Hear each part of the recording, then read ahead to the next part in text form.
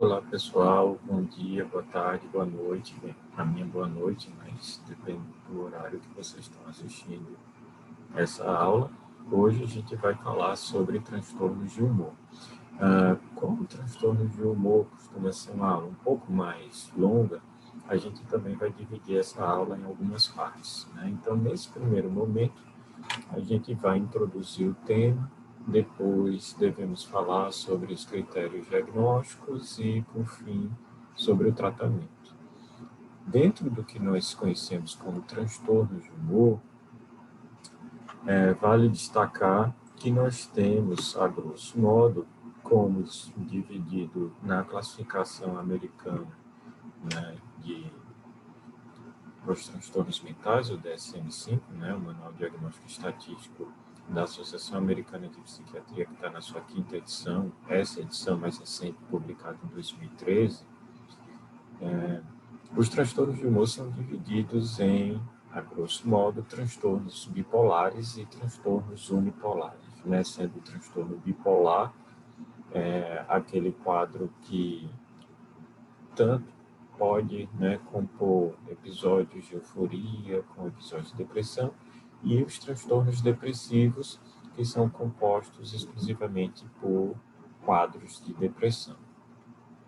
Então, para vocês terem ideia da quantidade de diagnósticos que nós temos em cada um desses grandes grupos, no transtorno bipolar, né, a gente tem o transtorno bipolar tipo 1, o transtorno bipolar tipo 2, o transtorno ciclotímico, o transtorno bipolar induzido por substâncias, o transtorno bipolar relacionado por uma outra causa médica, transtornos do espectro bipolar, outros transtornos do humor relacionados ao transtorno bipolar especificados e transtornos relacionados ao transtorno bipolar não especificados. Depois a gente vai voltar a falar sobre esses assuntos.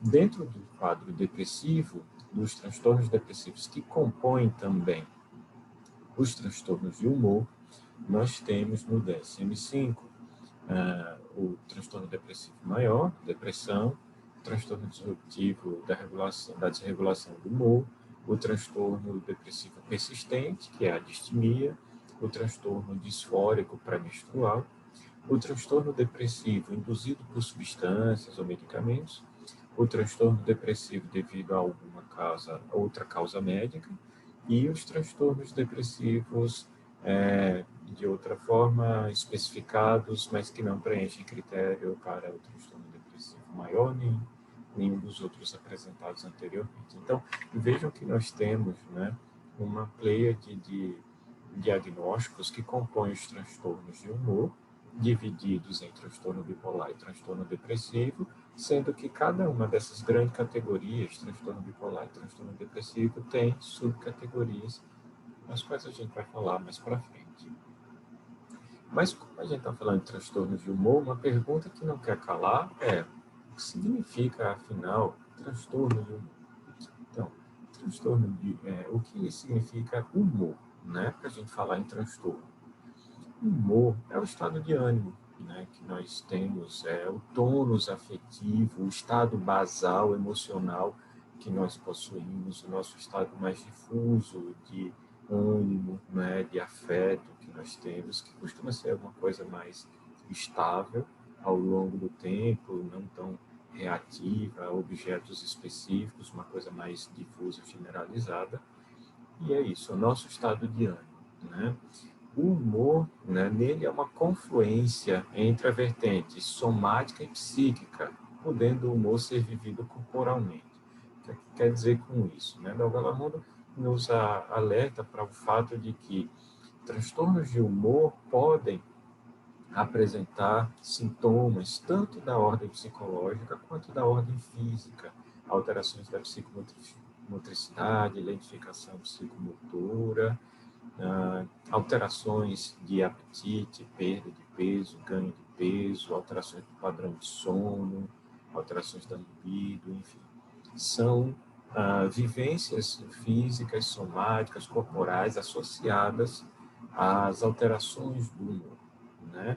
Que também podem acontecer, por outro lado, aumento de energia, com diminuição da necessidade de sono, mudança de padrão do apetite, aumento da psicomotricidade, aumento da velocidade do raciocínio, profusão de ideias, aceleração do pensamento, que também compõem o quadro clínico que está contido dentro dos transtornos de humor. Então, a gente parte do aspecto do humor ser o nosso estado de ânimo, nosso tônus afetivo, estado basal, que nos constitui como pessoas, e suas alterações podem acontecer manifestando-se tanto física quanto psicologicamente, né? Essa definição que nós temos no livro de Psicopatologia do Paulo Bellarmino me parece muito interessante para a gente entender, né, essa questão do humor. O humor, ele fala, é a lente afetiva que dá às vivências do sujeito, da pessoa, a cada momento, uma cor particular, ampliando ou reduzindo o impacto das experiências reais e, muitas vezes, modificando a natureza e o sentido das experiências vivenciadas. O que é que ele quer dizer com isso? Que, de acordo com o nosso humor, nosso estado de ânimo, os fatos que nos são apresentados na vida podem ganhar coloridos diferentes, né? O mesmo fato pode parecer interessante, empolgante, excitante, motivador, nos trazer alegria, porque estamos com um estado de ânimo, né, voltado para essa leitura afetiva das coisas que nos são apresentadas, ou o fato pode nos parecer indiferente, sem nada de especial, desanimador, sem nenhum colorido, sem graça, cinza, dependendo do estado de ânimo que nos encontremos no momento que nos deparamos com aquela situação, aquele fato, aquela vivência da nossa experiência, da nossa vida. Então, esse colorido afetivo que pode ser mais intenso, animado, divertido, ou essa coisa mais fechada, mais sem graça, mais cinza, isso pode ter uma variação, o modo como nós enxergamos as coisas, de acordo com o nosso estado de humor, né? Por isso, definir o humor como a lente afetiva que dá às vivências do sujeito uma cor particular é bem interessante para a gente entender o que o humor representa em nossas vidas, né? Então, muitas vezes, quando falamos dos transtornos de humor, nós falamos de transtornos afetivos, falamos de problemas de afetividade. E esses conceitos de humor e afeto acabam se misturando. Então, nós vimos o humor como um tônus afetivo, estado basal, difuso, em geral persistente, não reativo, né, que pode oscilar entre polos de alegria, tristeza, irritabilidade na nossa vida. E nós temos, né, a definição de afeto, que significa afetar, influenciar, vindo do latim afficere, né? E dentro dessa definição de afeto, a gente tem uma definição mais ampliada de afetividade que vai abranger vários aspectos da nossa vida afetiva, emoções, sentimentos, paixões e humor. Então, muitas vezes, quando falamos de transtorno de humor, falamos de transtorno afetivo, nós estamos falando dos mesmos quadros clínicos, com termos diferentes. Esses termos se confundem entre diversos autores, não são tão precisos, mas eles dizem respeito a essa vivência subjetiva que nos determina para que polo nós vamos, né, perceber as coisas, se mais da alegria, da tristeza, da irritabilidade. Então, quando falamos das alterações da afetividade em psicopatologia, né, Elichengel Júnior, ele descreve no seu manual de psicopatologia os transtornos dos afetos de uma maneira muito didática. Ele traz as alterações afetivas como sendo possíveis de se apresentar de modo quantitativo ou qualitativo. Então, temos transtornos dos afetos, alterações afetivas quantitativas, que falam mais da intensidade desses afetos, para mais hipertimia, para menos hipotimia, abolido a atimia, mas temos alterações qualitativas do afeto. Essas alterações qualitativas, elas não dizem respeito da intensidade, mas da característica do afeto em si. Se esse afeto é muito rígido, se ele é muito lábil, varia demais, né, desproporcionalmente, conforme as situações vivenciadas, né? Se não conseguimos conter a modulação afetiva, expressamos isso de maneira exagerada. Quando vimos uma coisa triste, temos uma crise de choro, não é? Quando nos deparamos com algo mais animador, temos crises de riso de maneiras desproporcionais, ou temos afetos que parecem não ser compatíveis com a experiência que nós estamos vivendo, né? Então, numa situação triste, parecemos alegres e sorridentes; numa situação animadora, ficamos apáticos, abatidos, indiferentes, ou até podemos apresentar um sentimento, uma vivência, uma percepção de um afeto novo que nunca sentimos antes em determinadas situações. Então, essas alterações, que não dizem respeito à intensidade de afeto para mais ou para menos, mas da característica desse afeto, são colocados como alterações qualitativas. Aí a gente encaixa a labilidade, continência, rigidez, paratimia, bitimia, neotimia, quando nos deparamos com os quadros clínicos dos transtornos afetivos, como falamos, transtorno bipolar, transtorno depressivo, o que vai determinar cada um desses quadros vai ser a ocorrência ou não de quadros depressivos, de quadros de euforia, que chamamos de mania ou hipomania, a depender da intensidade desses sintomas, dessas manifestações. Então, como podemos observar, os transtornos afetivos, eles podem pender para o polo da depressão.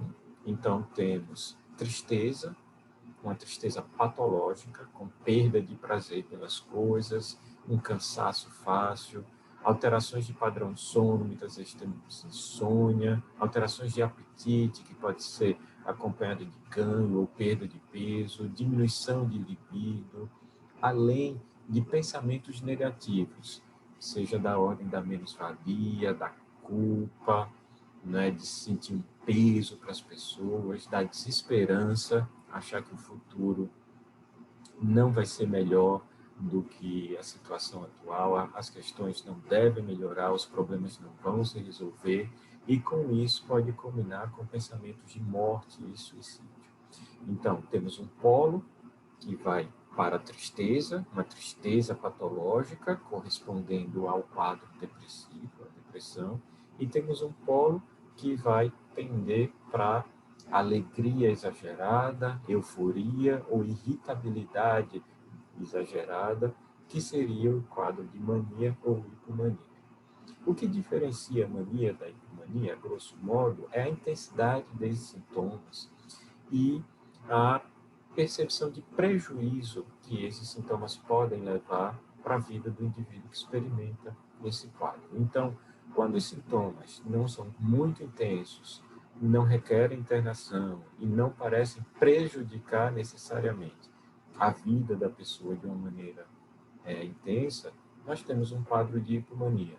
Seria um aumento de energia, diminuição de necessidade de sono, pensamento mais ágil, um aumento da disposição para fazer as coisas com aumento da psicomotricidade, aumento da autoconfiança e da autoestima, mas que leva a pessoa a se tornar mais produtiva, mais confiante. E isso parece até bom para ela nem percebe isso como um transtorno em si, né? Mas isso pode vir carregado de uma intensidade muito grande, onde a pessoa vai se colocar em situações de risco com muito mais facilidade, né? Vai correr risco de vida, vai se expor sexualmente, vai gastar todo o patrimônio desnecessariamente, achando que tem mais possibilidades de enriquecer do que o que tem, ou acreditar que é mais rico do que se é.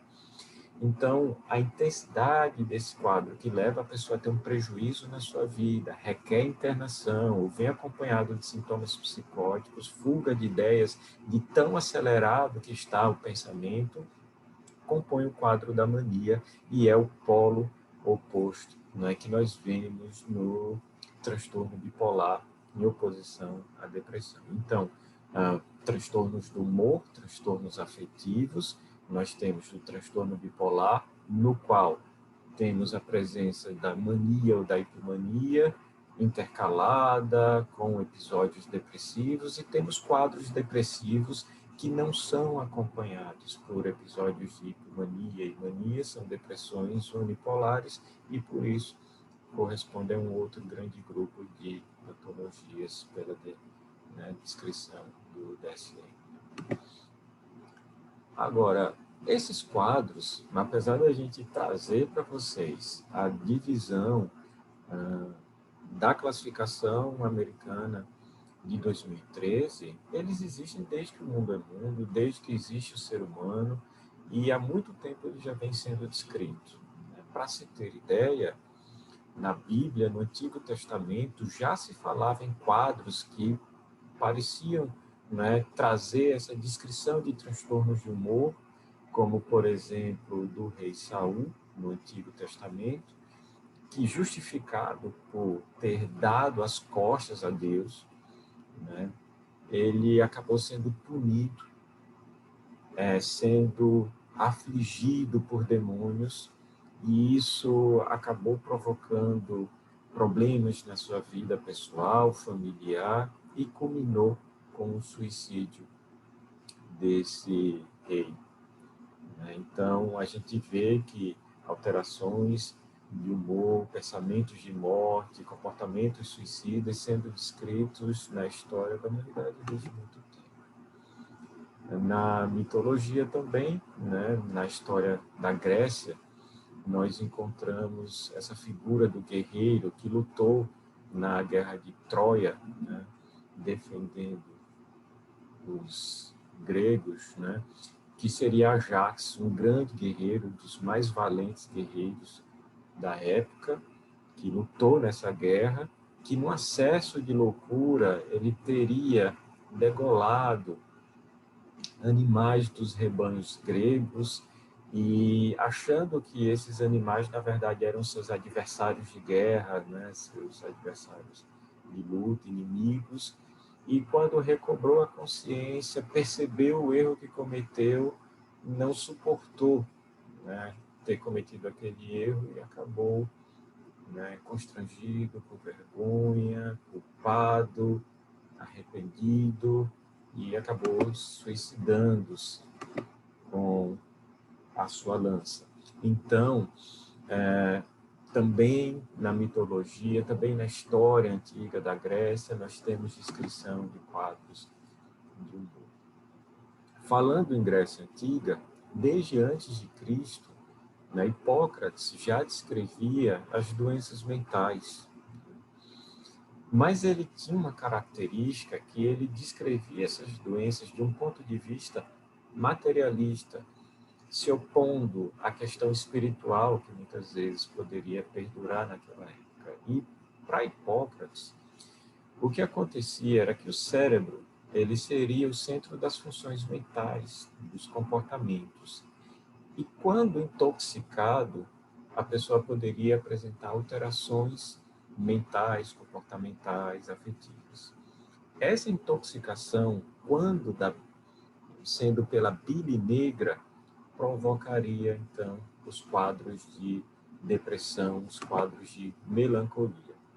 Essa história que Hipócrates trouxe, né, dessa divisão das doenças, né, sendo afecções provocadas por fluidos essenciais, os humores, e especificamente no quadro de melancolia pele negra, foi algo defendido de forma muito veemente por Galeno.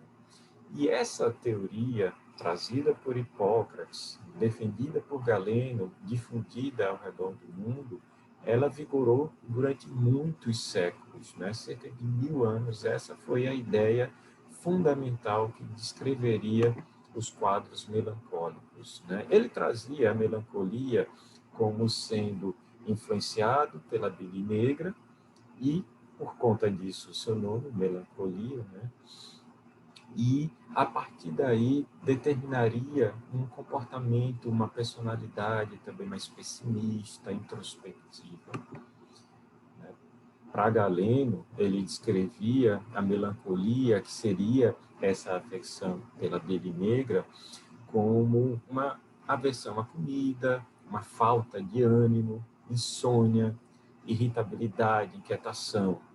E esse quadro, né, se persistente por muito tempo, seria próprio da melancolia, que seria essa intoxicação do cérebro pela bile negra, assim como descrito por Hipócrates, né, anterior. Então, Galeno falava que, embora os pacientes possam ser uns diferentes dos outros, todos vão ter um padrão de funcionamento, que é a presença de medo e falta de ânimo. Aqui também é uma certa mistura, uma interseção entre alterações que hoje consideramos muito associadas à depressão, outras que podem fazer parte de quadros ansiosos, além de quadros depressivos, né, misturando depressão e ansiedade, mas a descrição é desse quadro de melancolia, falta de ânimo, motivação, de apetite, de energia, e isso perdurando durante um tempo e sendo um padrão em diferentes pessoas, com diferentes histórias de vida, determinando que isso vai além de uma reação pessoal a um padrão, e esse padrão seria determinado por uma intoxicação cerebral pela bile negra. Em paralelo a isso, né, da escola de Alexandria vinha Areteus da Capadócia. Areteus da Capadócia, ele foi um grande representante da medicina na época, escreveu um livro em seu capítulo 5º, né, que falava sobre transtornos mentais. O livro era sobre as causas e sintomas das doenças crônicas, escreveu vários outros quadros também. Mas ele descreveu um quadro que ele chamou de mania, como um estado de excitação, fúria e grandiosidade, que é o que nós conhecemos como mania hoje, e ele sugeriu que a mania e a melancolia, elas faziam parte de uma única unidade nosológica. Então, a mania, essa excitação, essa fúria, essa grandiosidade, seria o estágio final da melancolia, já descrita, né, por Galeno antes. Então, ele dizia, há uma diferença da melancolia de uma reação depressiva, sendo que reação depressiva seria uma coisa psicologicamente determinada, enquanto melancolia seria uma coisa mais biologicamente determinada. Ele dizia, em minha opinião, ele sempre esteve apaixonado por ela, mas como acreditava que ela não se interessasse por ele, tornou-se triste, disfórico. Quando, porém, conseguiu ser correspondido, sua tristeza, disforia e raiva desapareceram. Nesse sentido, o amor é o médico. Então, ele estava descrevendo aqui uma reação depressiva. O que ele queria trazer era essa diferenciação entre o que era uma depressão, que depois foi chamada de depressão neurótica, uma reação depressiva, de uma depressão melancólica, como conhecemos hoje, que era a melancolia, determinando que havia manifestações semelhantes, com origem psicológica e com origem biológica. Né? Então, essa contribuição de Areteus da Capadócia foi bastante importante.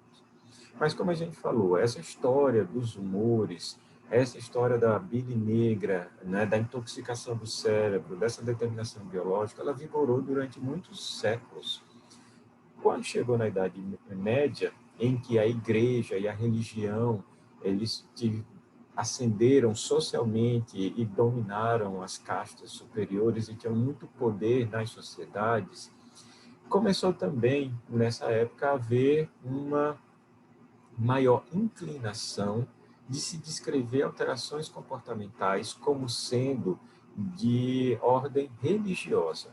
Na época, São Gregório o Grande, né, já 540, 600 depois de Cristo, ele tinha descrito um quadro chamado de assídia, termo que poderia significar melancolia para a época, como sendo um dos 7 pecados capitais, junto com orgulho, ira, inveja, gula, luxúria e avareza, trazendo, então, um quadro semelhante àquilo que poderíamos observar hoje como depressão, como sendo algo pecaminoso, né? Então, seria uma forma de dizer que a pessoa estaria sob influência do diabo, ou aquilo seria um castigo, uma doença que seria um castigo, porque se opôs a Deus e o diabo tomou conta, né? Então, para São Gregório, estar tomado pela preguiça e pelo tédio é não olhar para a glória de Deus e não reconhecê-lo como Senhor do universo.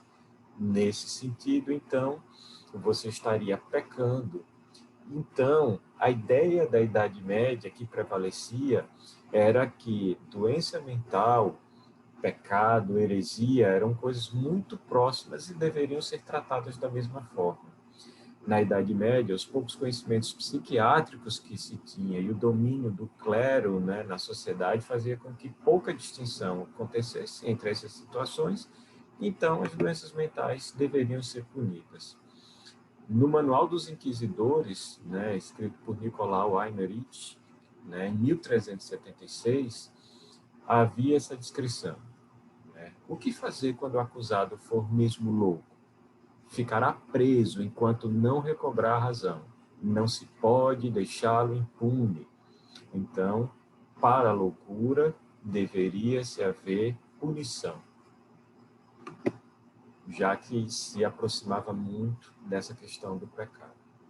Chegando mais à frente, avançando mais na história da humanidade, né, nos séculos 14 a 16, na época do Renascimento, a gente começou a observar uma transição, uma diminuição da força da religião, uma revalorização do homem como centro e medida das coisas, retorno dos valores gregos e uma insubordinação aos preceitos impostos pela Igreja. Dessa forma, começou-se a ver uma nova tentativa de classificação das doenças, como essa de Félix Plater, né? E essas classificações das doenças, elas traziam uma nuance que já separava um pouco dessa questão religiosa. Félix Plater, ele classificou as doenças em 4 grandes grupos, que ele chamou de dementes imbecilitate, dementes consternatione, dementes alienatione e dementes defatigate. Então, observem que a melancolia, a mania, né, a loucura estariam ali circulando dentro das patologias de dementes alienatione, né? Então, a insônia, aquilo que hoje parece ser burnout, ficaria descrito como dementes de fatigácio, né, de fadiga, enquanto a dementes alienatione traria a melancolia e a mania.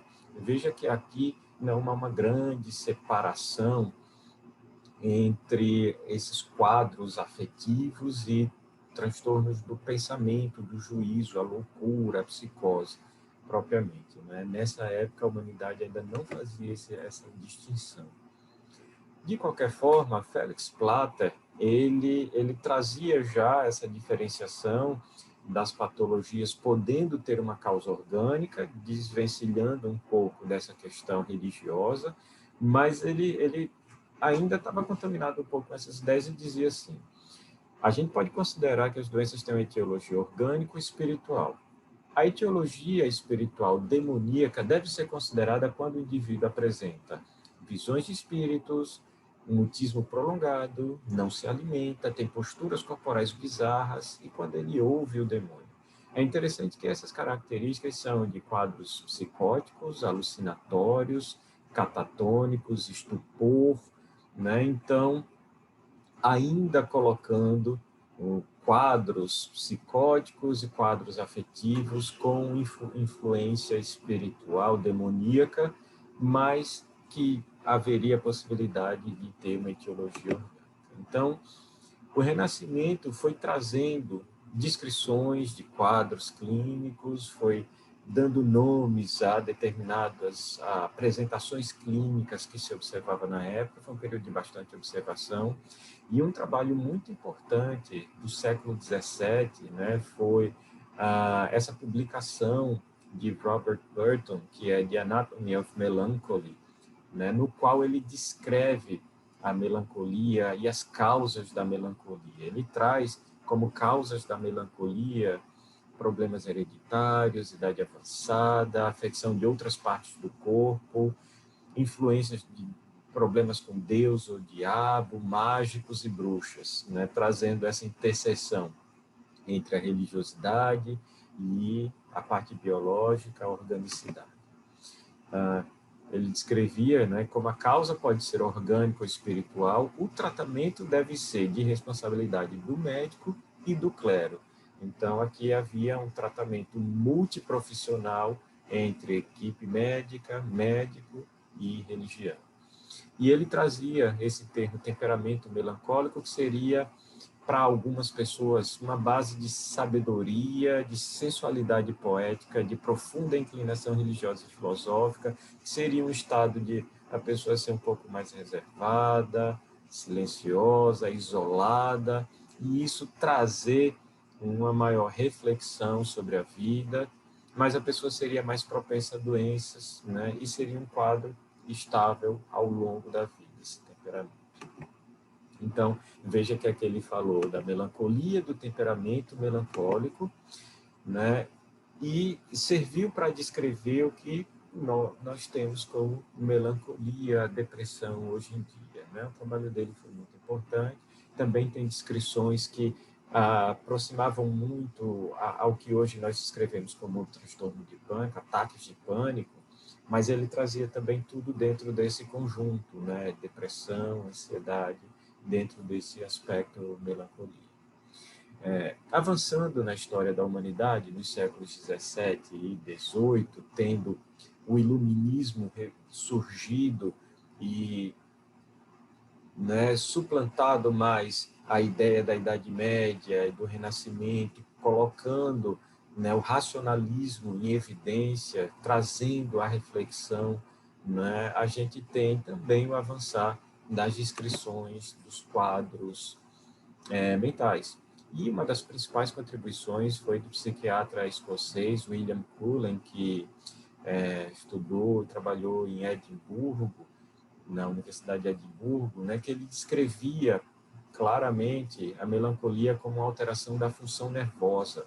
Diferentes partes do cérebro estariam ao mesmo tempo em disfunção, não estariam funcionando adequadamente, isso levaria ao quadro de melancolia. Então, veja que nós partimos de uma ideia religiosa para uma ideia mista no Renascimento, e no Iluminismo a ideia predominantemente biológica, organicista.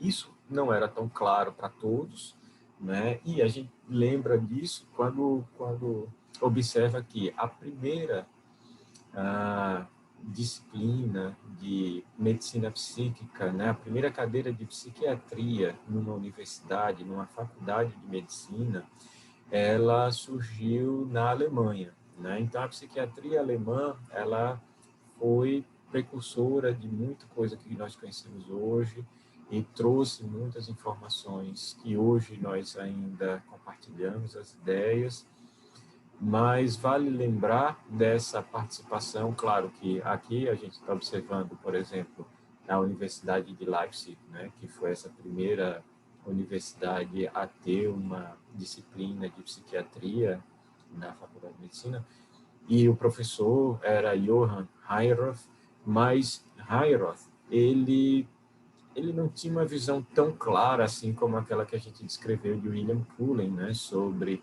a melancolia em si. Mas foi o começo da psiquiatria alemã, né? E ele trazia a crença de que a doença mental era causada pela imoralidade e pelo pecado, né? Seria um castigo divino, a perda da liberdade marcada pela doença mental. Então, a doença mental seria uma perda da liberdade da pessoa, da autonomia da pessoa, e isso seria uma consequência da imoralidade e do pecado, e o tratamento para esse tipo de situação deveria ser à base de água, hidroterapia.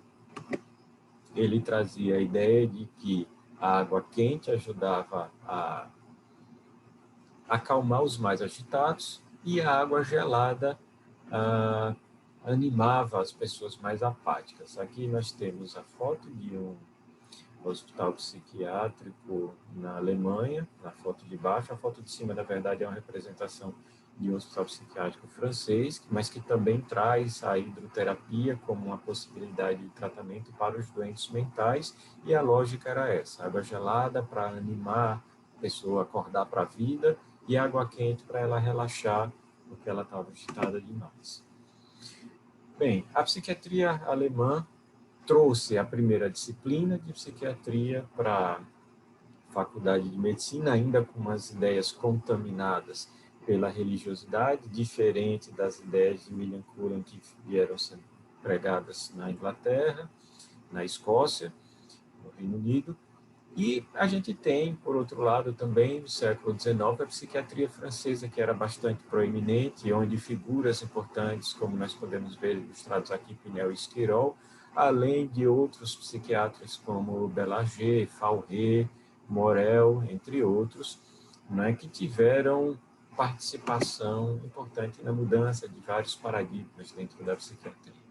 Pinel, por exemplo, ele trazia uma descrição sobre melancolia, que seria a seguinte descrição, né, que ele apresentou. Está muito bem comprovado que a melancolia pode assumir duas formas opostas. Por vezes, um orgulho extremado, outras vezes, o abatimento mais pusilânime, a consternação profunda e o desespero. Então, aqui ele vem trazendo essa questão da melancolia assumir formas opostas, semelhante ao transtorno bipolar, né? E essa ideia, ela era uma ideia que, como a gente falou, durante muito tempo, as doenças mentais, elas vinham num conjunto só: psicoses, loucura, esquizofrenia, com transtornos afetivos, hoje o que nós conhecemos como transtorno bipolar, depressão, tudo num grupo só. Pinel fez essa descrição. Havia polos de excitação e de consternação, depressão profunda dentro de uma unidade. Esquirol, ele trouxe a determinação de que essas alterações comportamentais eram problemas cerebrais. Por isso, a gente devia ver a psiquiatria como uma medicina da mente, porque são problemas cerebrais relacionados à mente. Ao mesmo tempo, ele descreveu que hoje, né, seria colocado como tristeza profunda, que o termo que ele utilizou foi lipimania, e ele utilizou o termo monomania para falar de alterações do juízo.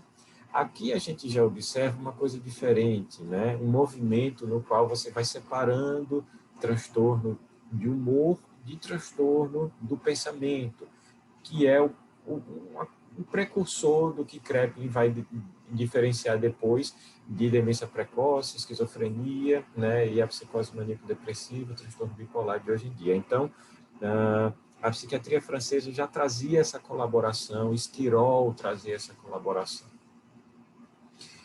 Ao mesmo tempo, ainda no século XIX, pouco tempo depois de Esquirol, a gente tem as descrições de Jean-Pierre Fauré. Fauré, em 1851, ele descreveu o que chamava de folie circulaire. E na folie circulaire, ele traz justamente essas mudanças de fase em que o paciente apresentava-se em alguns momentos bastante melancólico, deprimido, apático, abatido, em outros momentos excitado, agitado, inquieto e irritado e animado demais, e que isso mudava de momentos em momentos, por isso chamando dessa loucura circular, porque a pessoa tinha ciclos que iam e vinham do polo que hoje conhecemos como depressivo para o polo eufórico. Então, no século XIX, a psiquiatria começou a perceber os afetos como algo importante, e houve essas descrições sobre folie circulaire, né, de Fauré. Um pouco depois, Belanger descreveu o quadro semelhante, que ele chamou de la folie double-forme, e mais tarde, Kalbaum descreveu o que ele chamou, né, dentro do livro dele de um Circular Insanity, ele descreveu o que hoje nós conhecemos como ciclotimia, ou que se assemelha ao quadro de ciclotimia, que seriam mudanças, né, mais frequentes, né, entre euforia e depressão com intensidades menores, enfim. Então, vemos que nós partimos de uma história de humores, evoluímos para uma história religiosa, voltamos para uma dualidade entre o religioso e o biológico, avançamos na questão biológica. Nessa época, até aí, essa evolução da humanidade, até o meados do século XIX, uma mistura entre alterações comportamentais de pensamento e afeto, e isso foi começando a ganhar contornos mais definidos ao longo do século XIX, onde as alterações afetivas ganharam descrições mais aprofundadas, mais precisas, e foi se começando a discutir uma possível separação entre o que seria a alteração de pensamento, do juízo de realidade e a alteração afetiva.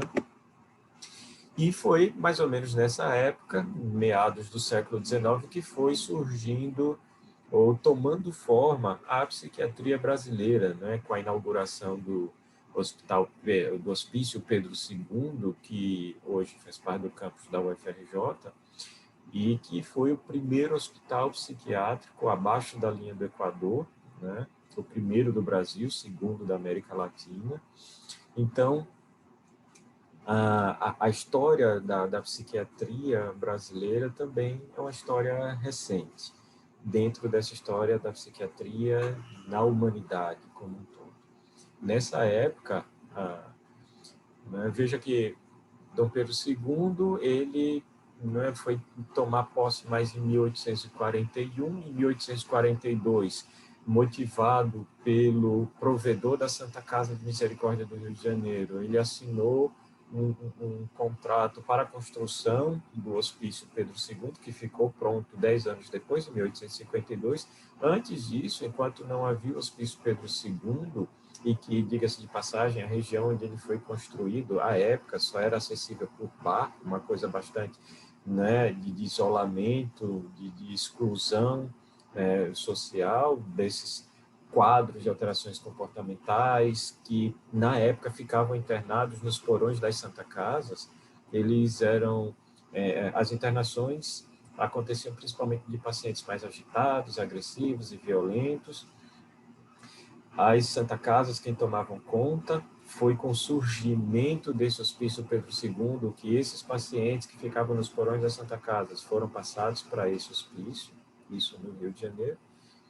E nessa época, a psiquiatria mundial começava a descrever alterações afetivas, tentando, né, observar o que seria separado do quadro de psicoses propriamente ditas, até que no final do século XIX para comecinho do século XX, Kraepelin, né, lá em 1899, trouxe mais claramente essa divisão, né, e esse termo psicose maníaco-depressiva, utilizando muitos dos sintomas considerados critérios diagnósticos nas classificações atuais. Então, ele fez essa diferenciação do que seria a demência precoce, que hoje seria a esquizofrenia, da psicose maníaco-depressiva, que hoje é o transtorno bipolar.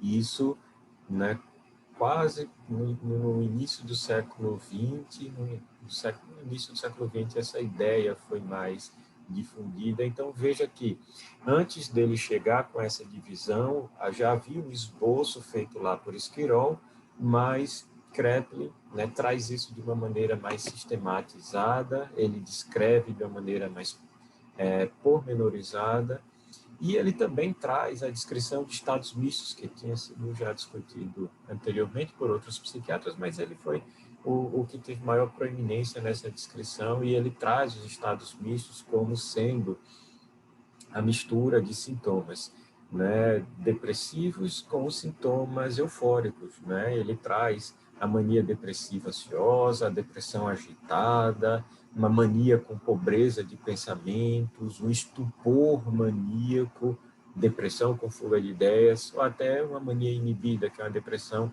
com fuga de ideias e elação. né? Então, veja que ele vem trazendo essa diferença da esquizofrenia para o transtorno bipolar, descreve o transtorno bipolar com quadros mistos, marcando bem a evolução dos conceitos na psiquiatria, né? Mas, em resumo, a depressão no século XIX, ela era vista como sendo de dois tipos: a melancolia, um quadro mais endógeno, orgânico, e a depressão neurótica, mais reativa. Aqui a gente pode ver a descrição de um paciente deprimido, na verdade, o Dr. Gachet, um psiquiatra, né, que acompanhava o Van Gogh. E também, na época em que a gente estava chegando no início do século XX, né, trazendo essas características de melancolia e depressão reativa, trazendo uma coisa endógena e uma coisa reativa psicológica, e ao mesmo tempo separando o que seria transtorno afetivo de transtorno do pensamento. Nessa época, Freud descreve, né, um quadro.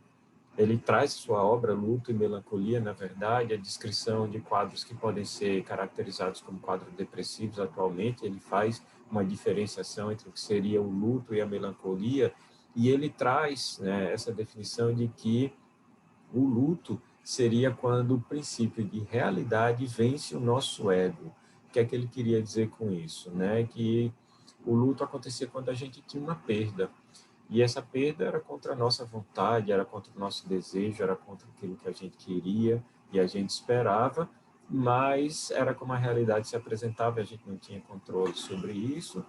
E essa perda não seria apenas de uma pessoa amada ou ente querido, mas ele também poderia ser uma perda de um ideal, de uma ideia, de uma abstração, de uma crença, de algo que a gente acreditava naquilo e que aquilo se perdeu, se acabou, não temos mais, não voltará. E o luto seria um trabalho que o ser humano faz para aceitar essa perda. Seria um processo de aceitação, um trabalho de aceitação dessa perda. Não deveria ser encarado de uma outra forma. Por isso, separava o que seria esse trabalho de aceitação da perda do que ele chamou de melancolia, que, na verdade, a melancolia ela acontecia quando a pessoa não conseguia superar essa perda, não aceitava a perda e ficava fixado no objeto que foi perdido, né?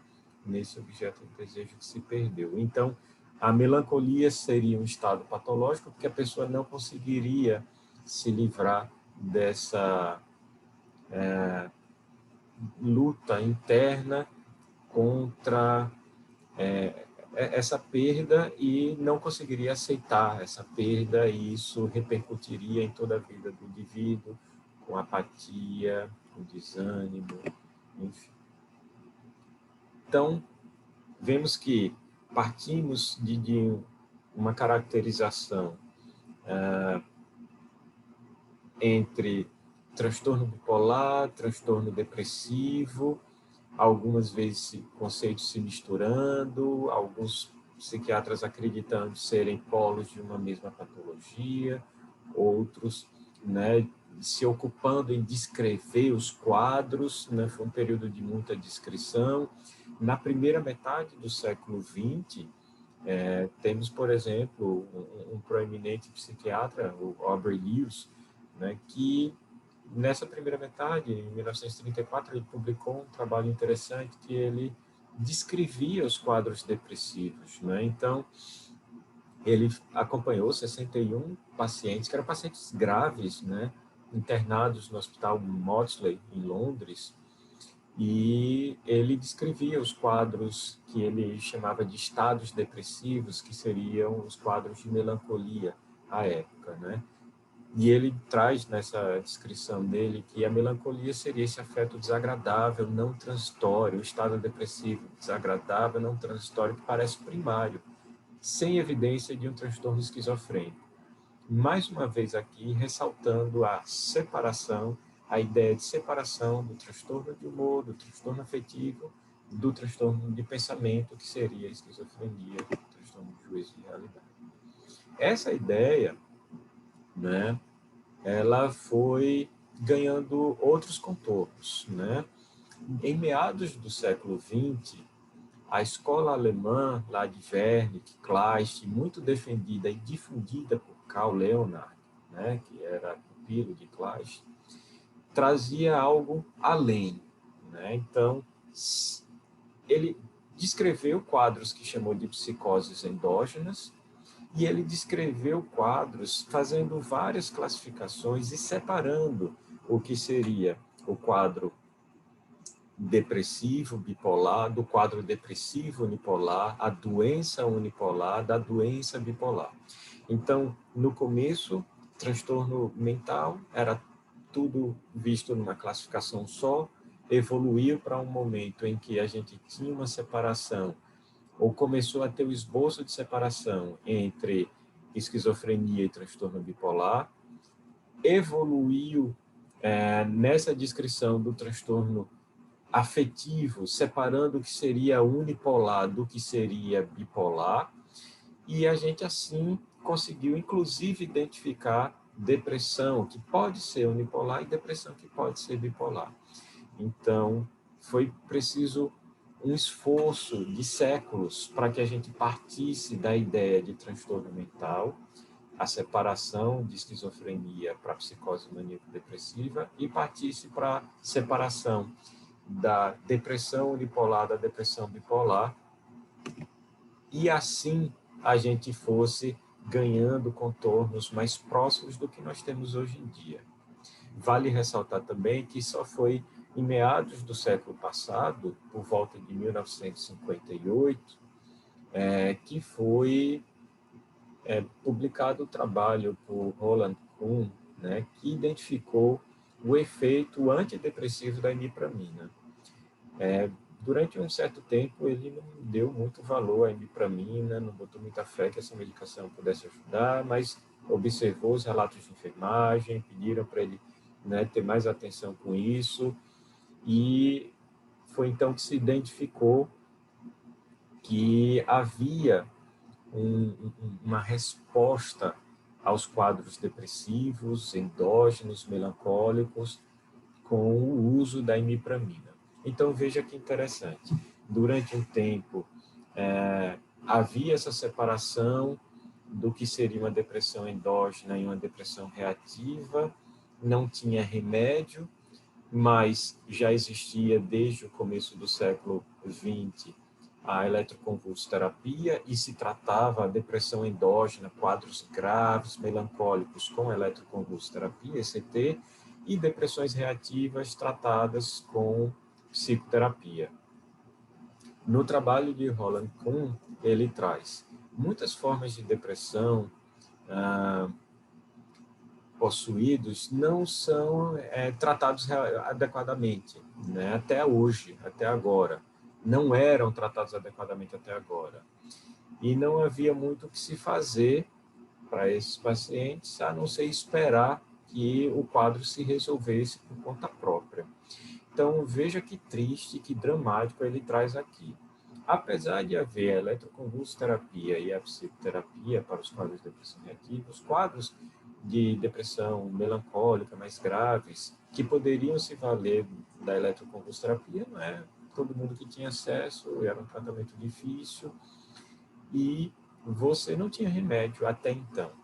Foi então, na década de 50, no final da década de 50 do século passado, que surgiu a imipramina como uma alternativa terapêutica para esses quadros melancólicos, quando se observou que os pacientes que usavam imipramina, em questão de dias ou semanas, apresentavam melhora da fadiga, do peso no corpo, da opressão, da lentificação psicomotora, né, e ficavam mais animados. Alguns, inclusive, ficavam eufóricos, até em quadros tipo mania, né?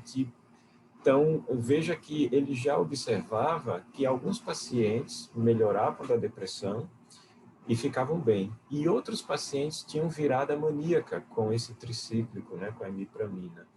Mas, ainda assim, uma parcela pequena, Então, ele observava que a imipramina era uma medicação interessante e uma quebra de paradigma em relação ao tratamento do transtorno mental, da melancolia especificamente. Quando chegamos na década de 70, né, com os trabalhos de David Danner, né, a gente começou a ter uma caracterização melhor do que seria o transtorno bipolar e a ter essa divisão do que nós, então, consideraríamos transtorno bipolar tipo 1 e tipo 2. Veja que demorou para se chegar a esses conceitos, né? Quantos séculos precisamos evoluir como humanidade, nossa sociedade precisou evoluir para se identificar transtornos bipolares e transtornos depressivos e se caracterizar o transtorno bipolar em tipo 1 e tipo 2.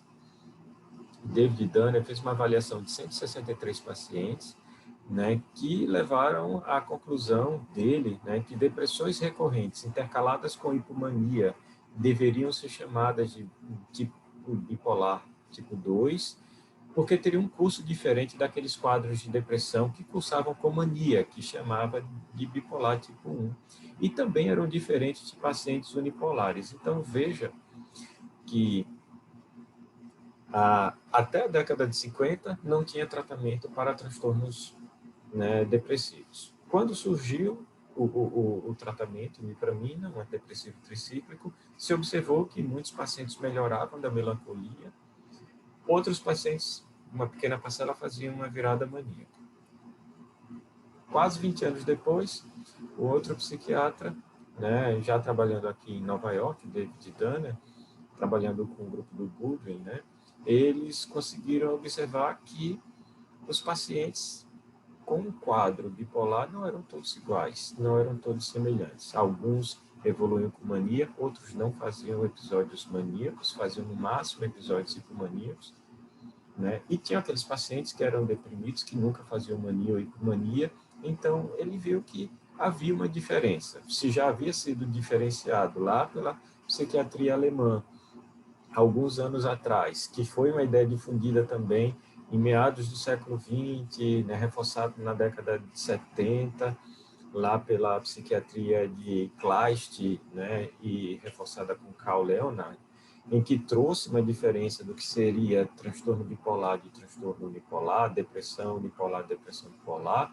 Agora, Dunner, né, 20 anos depois, ele diz, olha, ok, temos unipolar e bipolar, mas bipolar não é tudo igual. Temos bipolar tipo 1 e bipolar tipo 2. E essas ideias de Danner foram expandindo. Depois ele observou, um estudo publicado em 77, que os pacientes poderiam ter ciclos rápidos, né? Alguns ciclos seriam mais rápidos do que outros e, num período de tempo, observando a resposta que os pacientes tinham ao tratamento com lítio ou sem usar o lítio, né? Ele foi observando que alguns pacientes, no intervalo de um ano, tinham 4 ou mais episódios, né, de humor. Então, trouxe a ideia de ciclagem rápida. Dunner foi, então, uma pessoa importante na história dos transtornos afetivos. Ele trabalhou com o Ronald Fife, né, morreu alguns anos atrás. E nós também, a partir da década de 70, tivemos a influência na psiquiatria, nos transtornos afetivos, dos conceitos e dos estudos de Harold Akiskel, um psiquiatra proeminente que infelizmente faleceu agora em janeiro desse ano, 2021. Akiskel fez várias observações sobre os transtornos afetivos bipolares. Ele trouxe de volta a discussão sobre ciclotimia, descreveu em seu artigo de 77 os quadros que ele acompanhou de 46 pacientes, né, que ele pegou 500 pacientes ambulatoriais. Desses 500 pacientes ambulatoriais, ele identificou 46 que tinham características ciclotímicas, acompanhou esses pacientes por cerca de 2, 3 anos, comparou esses pacientes com pacientes bipolares propriamente ditos, com quadros clássicos, e com 50 em pacientes que ele havia diagnosticado ou que tinham sido diagnosticados com transtornos de personalidade. O que ele identificou desses 46 pacientes ciclotímicos ambulatoriais que ele acompanhou ao longo desses anos foi que 66% desses pacientes ciclotímicos haviam sido previamente diagnosticados como tendo histeria ou um quadro de sociopatia, transtorno de personalidade, provavelmente. 44% dos ciclotímicos apresentaram hipomania quando usaram antidepressivos tricíclicos e 35% apresentaram mania, hipomania ou depressão quando estavam sem medicação. Então, ele trouxe uma descrição de pacientes que evoluíam com sintomas um pouco diferentes daqueles quadros clássicos, mas que reagiam com virada maníaca, hipomaníaca, com o uso de medicação e até sem uso de medicação ao longo do tempo, e que ele achou importante considerar nessa discussão. Então, a Kiskov, ele traz mais tarde também, além de reforçar a ideia de ciclotimia, ele traz a descrição de quadros afetivos bipolares que ele queria criar mais do que uma subdivisão de bipolar tipo 1 e tipo 2, que tinha sido defendida lá por David Tanner, mas trazer muitos outros subtipos de pacientes bipolares. E aí ele trouxe uma classificação, né, onde a gente podia observar pacientes bipolares tipo 1, que faziam mania, pacientes bipolares tipo 1,5, que eram deprimidos, que faziam hipomania, bipolares tipo 2, que eram deprimidos com episódios hipomaníacos propriamente ditos, bipolar tipo 2,5, que era o deprimido que tinha um temperamento ciclotímico, bipolar tipo 3, que tinha hipomania associada ao uso de antidepressivos, o bipolar tipo 3,5, que seria uma hipomania e ou depressão associada com o uso de substâncias, bipolar tipo 4, que seria uma depressão associada a um temperamento hipertímico, bipolar tipo 5, que seriam depressões recorrentes, que eram misturadas com um humor disfórico, hipomaníaco, e o bipolar tipo 6, que seria uma depressão de início tardio, com achados mistos, que progrediam para uma síndrome tipo demencial. Então, veja que a Kiskov, ele conseguiu identificar vários quadros diferentes de alterações afetivas que poderiam fazer parte do transtorno bipolar, mas que os critérios, né, que as descrições de transtorno bipolar até aquela época não atendiam a todas as necessidades, né, de exigências que a variedade de pacientes e quadro clínico que os pacientes apresentavam trazia. Então, ele trouxe essa discussão, reforçou o coro da discussão de haver não um transtorno bipolar tipo 1 e tipo 2 apenas, mas um espectro bipolar, e defendeu essa ideia com bastante força.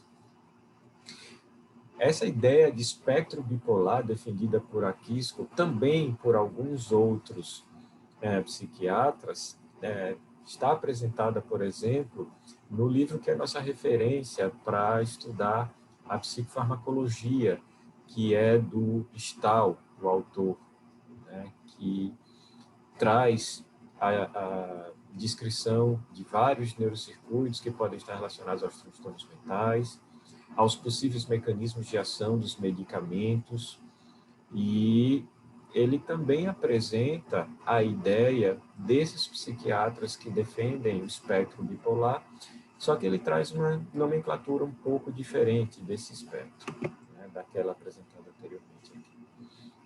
Então, o espectro bipolar, né, que ele traz, classifica os transtornos bipolares a partir do transtorno bipolar 1/4, ou transtorno bipolar 0,25, que seria isso? Seriam episódios depressivos, mas que dentro desses episódios depressivos haveria um rápido escape com o uso dos antidepressivos, né? Porém, uma melhora que não se sustenta, então a pessoa tem um quadro depressivo, usa um antidepressivo, tem uma melhora rápida, uma resposta rápida com o antidepressivo, essa resposta não se sustenta e a pessoa cai em depressão novamente. Ele chamou esse quadro de, dentro do espectro bipolar, como transtorno bipolar 0,25 ou transtorno bipolar 1/4. Então, pacientes com depressão recorrente, que melhoram rápido com antidepressivo, mas que não sustentam a melhora, vamos desconfiar de quadros bipolares, de acordo com essa classificação. Avançando na classificação, teria o transtorno bipolar tipo 0,5 ou transtorno bipolar meio, né? O transtorno bipolar meio seria um transtorno esquizobipolar, sintomas positivos de psicose, com episódios maníacos, hipomaníacos e depressivos, né? Se confundindo com a ideia de transtorno esquizoafetivo, né? Transtorno esquizobipolar seria um paciente com quadros afetivos, com presença de sintomas psicóticos também, e estariam ali dentro do espectro de pacientes bipolares, na verdade. Dentro desse caso, também traz o paciente bipolar tipo 1,5. O que seria o bipolar 1,5? Seria uma hipomania sem depressão. Como assim? Para o diagnóstico formal de bipolar tipo 2, se exige a ocorrência de hipomania, mas também de episódios depressivos. O que ele traz com essa classificação de bipolar tipo 1,5 é que se o paciente tem as hipomanias, mas não tem a depressão, ele precisa ser classificado dentro do transtorno bipolar, e dentro do transtorno bipolar, não tendo uma classificação melhor até então, ele assumiria esse espectro como sendo bipolar tipo 1,5. Já o bipolar tipo 2,5 seriam aqueles reservado àquelas pessoas com episódios depressivos, mas que elas têm temperamento ciclotímico. Então, é uma pessoa que tem uma grande oscilação do humor, tem breves períodos de depressão, breves períodos de euforia, hipomania, coisa leve, mas a definição de ciclotimia traz que os critérios para hipomania, mania, né, e depressão, eles não são atendidos, né, caracteristicamente, e aí o transtorno bipolar tipo 2,5, ele traria essa possibilidade de identificar dentro do espectro bipolar o paciente que, tendo o quadro ciclotímico, ele ainda assim apresenta uma depressão bem definida, maior, né, com sintomas com duração suficiente para se fechar o quadro clínico de uma depressão maior, com gravidade de sintomas para se fechar um quadro clínico de depressão maior. Então, fugiria daqueles sintomas depressivos leves que acontecem no quadro ciclotímico. Então, é um paciente ciclotímico, variação leve, alguns sintomas depressivos, alguns sintomas eufóricos, mas que faz um quadro depressivo, bipolar tipo 2,5. Teria o bipolar tipo 3 dentro desse espectro bipolar, que seriam aqueles episódios depressivos com hipomania induzida por antidepressivos. Então, é um paciente que tem depressão, tomou o medicamento antidepressivo e, ao invés dele melhorar e ficar bem, ele acabou tendo uma virada hipomaníaca. Esse quadro hipomaníaco induzido por antidepressivos representaria o bipolar tipo 3, enquanto que o bipolar tipo 3,5 seria representado por aqueles quadros em que a pessoa tem abuso de substâncias associadas para reforçar ou alcançar a hipomania. Então, é aquela pessoa que tem um quadro de dependência, que abuso de substâncias químicas, né, que faz isso com o objetivo de ter uma virada hipomaníaca, né, de sair do quadro depressivo e ficar mais eufórico, e acaba ficando. e aí a vida da pessoa é um caos, né? Então, seria o bipolar tipo 3,5. O bipolar tipo 4 seria aquela pessoa hipertímica, que é super animada no geral, alto astral, mas é assim, ao longo da vida, a personalidade dela é de uma pessoa expansiva, falante, mas que ao longo da vida, mais tarde, ela acaba desenvolvendo um quadro depressivo. Então, esse quadro depressivo bem marcado, né, com sintomas depressivos importantes, que acontecem nas pessoas com temperamento hipertímico, acabaria classificando esse quadro de transtorno bipolar tipo 4. Já o transtorno bipolar tipo 5 seria aquele quadro depressivo que traz sintomas de hipomania ao mesmo tempo. Então, seria um quadro misto, um episódio misto. Transtorno bipolar tipo 5, então, definido por episódios depressivos maiores, com sintomas hipomaníacos que ocorrem durante o episódio depressivo maior, mas na ausência de episódios hipomaníacos distintos, dentro do quadro depressivo, né? Então, como os sintomas não satisfazem os critérios para mania, esses pacientes, então, seriam colocados como bipolares tipo 5, para atender essa apresentação de sintomas que os pacientes podem apresentar, trazer, né? Avançando um pouco mais nesse espectro bipolar, teria, então, o que foi classificado como bipolar tipo 6, que seria a bipolaridade no contexto de quadros demenciais. Essa subcategoria, dentro do espectro bipolar, seria colocado porque haveria uma instabilidade do humor numa fase mais avançada da vida, seguida de problemas na atenção, irritabilidade, redução da motivação, perturbação do sono. Inicialmente, o quadro pode ser atribuído à demência ou ser considerado como uma depressão unipolar, mas ele tende a ser exacerbado pelos antidepressivos e pode responder aos estabilizadores do humor.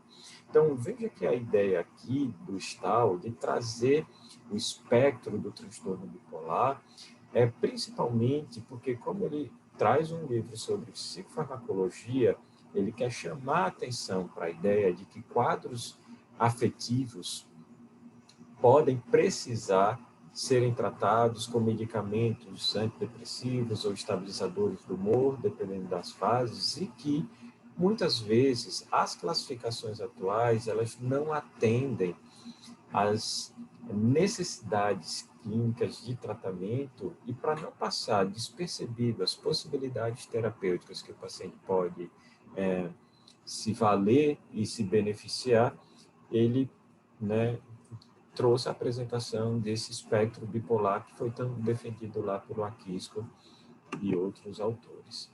E quais são as consequências, né, de se trazer esse espectro bipolar na prática clínica como um todo?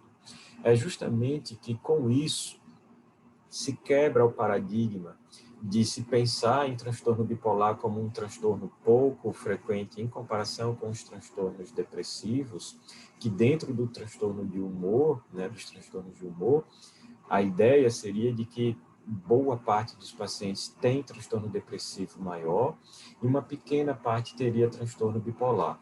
A prevalência de transtorno bipolar na população geral, juntando os subtipos, seria aí de 2, 3% da população como um todo, 4% eventualmente, enquanto que pacientes com depressão maior seria cerca de 15% da população como um todo, alguns trabalhos trazendo 20 e poucos por cento da população podendo apresentar ao longo da vida quadros depressivos. Então, a gente sairia dessa ideia para trazer uma concepção de que há muitos pacientes que, na verdade, têm transtorno bipolar, que estão sendo tratados ou vistos ou diagnosticados inadvertidamente como depressão maior. E a prevalência de transtornos do espectro bipolar seria bem maior do que se imagina, reduzindo assim a prevalência de transtorno depressivo maior dentro do conjunto dos transtornos de humor.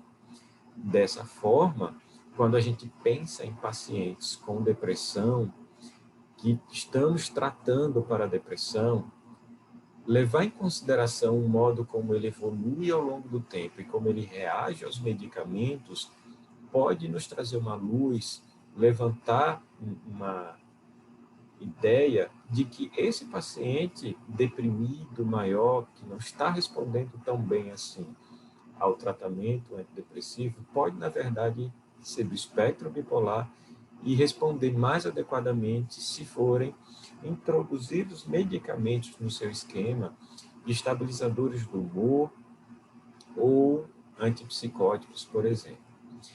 É claro que a gente precisa lembrar que há quadros depressivos graves que não vão responder adequadamente aos antidepressivos, e não é por isso que a gente vai dizer que todo quadro depressivo resistente ao tratamento é, na verdade, transtorno bipolar, mas a gente precisa lembrar, desconfiar da possibilidade de que esse quadro depressivo resistente ao tratamento, que não estamos conseguindo evoluir no tratamento, na verdade seja um quadro de um transtorno bipolar. Então, essa foi a ideia de espectro bipolar que ser defendida, né, até agora. Então, dentro da história da psiquiatria e dos transtornos afetivos, trazer essa linha do tempo aqui para a gente revisar. Partimos lá da Hipócrates, época antes de Cristo, Grécia Antiga, que se falava das doenças mentais como problemas cerebrais provocados por humores que intoxicariam o cérebro. Essa ideia, né, tomou conta da humanidade, né, predominou na humanidade durante vários séculos, foi defendida também por Galeno. Deu lugar na Idade Média a ideia defendida pela Igreja de que os transtornos mentais seriam fruto do pecado e um castigo divino pela heresia cometida.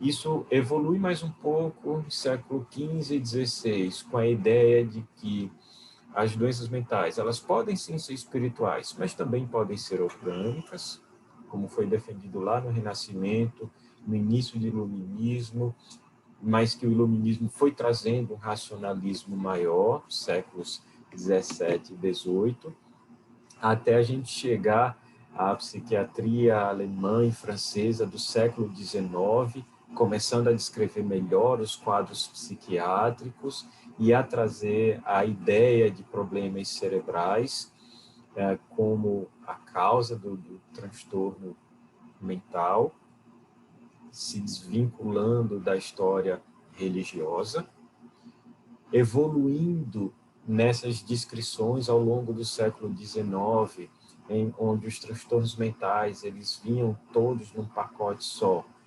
Tivemos a separação do que seria problemas psicóticos, loucura, esquizofrenia, de quadros afetivos, ideia defendida e difundida mais claramente por Kraepelin no final do século XIX, início do século XX. Início do século XX, a descrição sobre reações de luto e a melancolia por uma não capacidade de trabalhar o luto trazida por Freud dentro de reações psicológicas. Evoluímos ao longo do século XX, na metade do século XX, para descrições desses quadros melancólicos, estados depressivos de uma maneira mais precisa. Também nessa época a gente teve a subdivisão dos transtornos afetivos em afetivos bipolares e unipolares pela escola alemã de Klaus Leonhard. Então veja que ao longo desse período as coisas foram se definindo melhor, se desenhando melhor. Entre as descrições de Aurelius e as publicações de Leonhard sobre transtornos depressivos bipolares e unipolares, no início da década de 50, foi divulgada a primeira classificação americana sobre os transtornos mentais, mas ainda muito sobre a perspectiva psicológica, psicanalítica, para explicar os transtornos. Isso também acontecendo na segunda edição, que foi lançada em 68. Essa edição, ela veio um pouco depois do surgimento do primeiro tratamento medicamentoso para quadros depressivos, né, que foi Roland Kuhn que trouxe. Então, veja que década de 50, divisão entre depressão bipolar e unipolar veio basicamente junto com as descrições do primeiro tratamento farmacológico de quadros depressivos com antidepressivos. Isso foi evoluindo. Com o tempo se observou que os transtornos unipolares e bipolares, além de se separarem, dentro dos quadros bipolares havia uma divisão que deveria ser feita entre bipolares tipo 1 e tipo 2, na década de 70. A Kiskon começa a defender também mais a ideia de ciclotimia e espectro bipolar, além dos bipolares tipo 1 e tipo 2. Nessa mesma década de 70, houve uma descrição mais pormenorizada em critérios diagnósticos feitos pelo grupo de pesquisa da Universidade de Washington, liderado por Booz e Robbins, mas que recebeu o nome de critérios de Feiner, que era o residente que saiu como primeiro autor no trabalho deles, em que havia uma descrição de critérios diagnósticos para quadros depressivos, por exemplo, onde havia 3 critérios que deveriam ser cumpridos: humor depressivo, a presença de 5 de uma lista de outros sintomas que incluíam hiporexia, anedonia, insônia, fadiga, agitação, culpa, pensamento lentificado ou ideação suicida, e a duração, que deveria pelo menos durar mais de um mês para que você fechasse o diagnóstico de humor depressivo. Então, veja que na década de 70, nos estudos da Universidade de Washington, começou a se desenhar os critérios diagnósticos para vários quadros psiquiátricos, inclusive os transtornos de humor, inclusive a depressão, que são mais próximos daquilo que nós conhecemos como classificação e critério diagnóstico dos transtornos mentais hoje em dia. Se a gente avançar nessa classificação, em 1980 é que surge a terceira edição do Manual Estatístico Diagnóstico da Associação Americana de Psiquiatria, trazendo os critérios diagnósticos muito baseados nos estudos lá dos critérios de Feiner, da Universidade de Washington, da década de 70. Nessa época, o DSM, na sua terceira edição, ele unificou os subtipos de quadros depressivos, psicótico, neurótico, melancólico, trouxe a descrição, a definição, né, o diagnóstico de transtorno distímico, para poder atender a visão mais psicanalítica de uma depressão neurótica, e ele transformou a nomenclatura do transtorno bipolar, que era conhecido como psicose maníaco-depressiva, transformando em transtorno do humor bipolar. Então, veja que as coisas são muito recentes, né? Nessa mesma época, quase no mesmo período do lançamento do DSM-3, a Kiskon veio com a ideia de espectro, né, bipolar, com seu artigo trazendo os transtornos subafetivos, né, que não seriam aquele quadro bipolar clássico, mas a distimia, ciclotimia, bipolar tipo 2, ali nas fronteiras do diagnóstico do bipolar, né? Então, a gente foi avançando esses conceitos até chegar ao que nós tivemos de classificação em 94, DSM-4, e chegar agora no DSM-5 em 2013. Do DSM-3, que trouxe essa revolução nas classificações diagnósticas na psiquiatria, por trazer critérios diagnósticos bem definidos, com tempo, com número de sintomas que devem ser atendidos, com grupo de sintomas que devem ser atendidos, para se fechar o diagnóstico de uma determinada patologia. Isso foi se refinando ao longo do tempo, não houve grandes mudanças no DSM-4, 4TR, que foi lançado em 2000, até chegar no DSM-5, mas vamos apresentar a classificação atual daqui a pouco, né? O que eu quis trazer até agora foi a evolução dos conceitos na psiquiatria, a separação da esquizofrenia do transtorno bipolar, a separação do transtorno bipolar do transtorno unipolar, o transtorno bipolar sendo separado em tipo 1 e tipo 2, até chegar ao que nós conhecemos hoje. Além dos artigos que foram apresentados ao longo dessa fala, me baseei muito para contar a história dos transtornos afetivos, por esse livro do TAC Cordais, né, Depressão, da Bile Negra aos Neurotransmissores, e também desse artigo que traz um apanhado histórico muito interessante, publicado pelo Del Porto, que é a história da caracterização nosológica do transtorno bipolar. E aí a gente chega, né, finalmente, na classificação do DSM-5, lançado em 2013, que é justamente a classificação que a gente mostrou lá nos primeiros slides, definindo dentro dos transtornos de humor o que seria relacionado a transtorno bipolar e o que seria relacionado a transtornos depressivos.